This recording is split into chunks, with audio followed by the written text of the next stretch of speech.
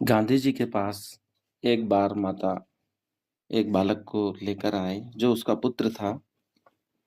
और वह माता गांधी जी से कहती है कि ये बालक गुड़ बहुत खाता है, आप इसे समझाइए कि ये ज्यादा गुड़ न खाए, नहीं तो पेट में कीड़े पड़ जाएंगे। तो गांधी जी ने कहा कि 1 महीने बाद आना। तो उस महिला ने कहा कि भाई ये बात तो आप अभी कह सकते हो, 1 महीने बाद बुलाने का क्या मतलब है। तो गांधी जी ने कहा मैं स्वयं भी गुड़ खाना पसंद करता हूँ, पहले मैं खुद छोड़ूंगा, मुझसे छूट जाएगा तो मैं इसको कहने का अधिकारी होऊंगा। जब जो कार्य मैं खुद ही नहीं करता हूँ तो दूसरों को कैसे कह सकता हूँ। गांधी जी इतने प्रसिद्ध इसलिए हुए क्योंकि उनकी कथनी और करनी में कोई अंतर नहीं था। जैसे वो अंदर थे वैसे बाहर प्रदर्शित थे। लेकिन आधुनिक संत, जो अधिकतर बाल संत, जो भी संत है, उनकी कथनी करनी में कोई तालमेल नहीं है। वो स्वयं को गृहिणी बनाना चाहती है लेकिन दूसरों को त्याग की महिमा बताती है। स्वयं कस्टमाइज बैग आईफोन का इस्तेमाल करते हैं और दूसरों को मोह माया से दूर रहने की शिक्षा देती है। अपने अज्ञान को भी ज्ञान के रूप में प्रस्तुत करते हैं। मोर मोरनी के प्रसंग, महिला विरोधी वचन, उनको शास्त्रोक्त बताकर भोली भाली जनता को बेवकूफ बना रहे हैं।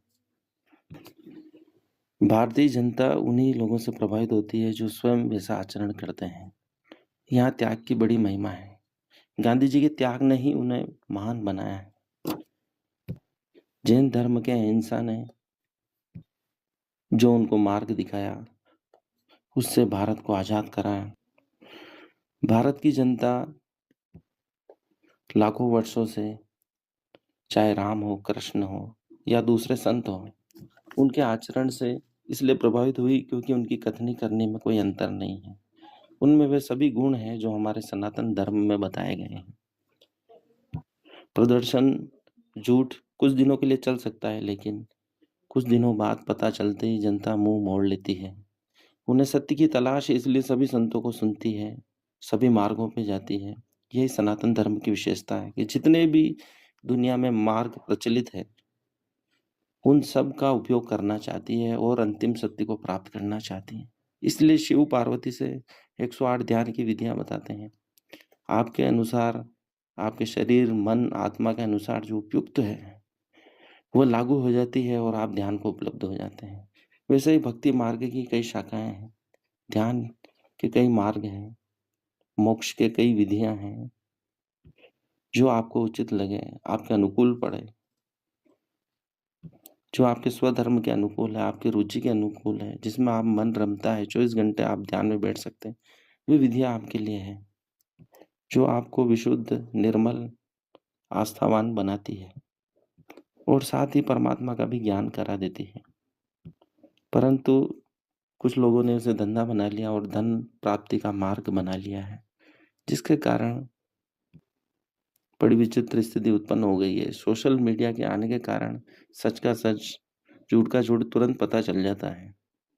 इसलिए आज हम ऐसे युग में रह रहे हैं जहाँ सत्य को खोजना बहुत आसान हो गया है और ऐसे लोगों से बचना भी आसान हो गया है।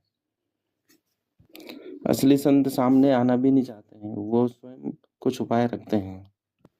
वह दुनियादारी से, लग्जरी से, इनसे कोई मतलब नहीं होता है। वे अपने सहज स्वभाव में रहते हैं।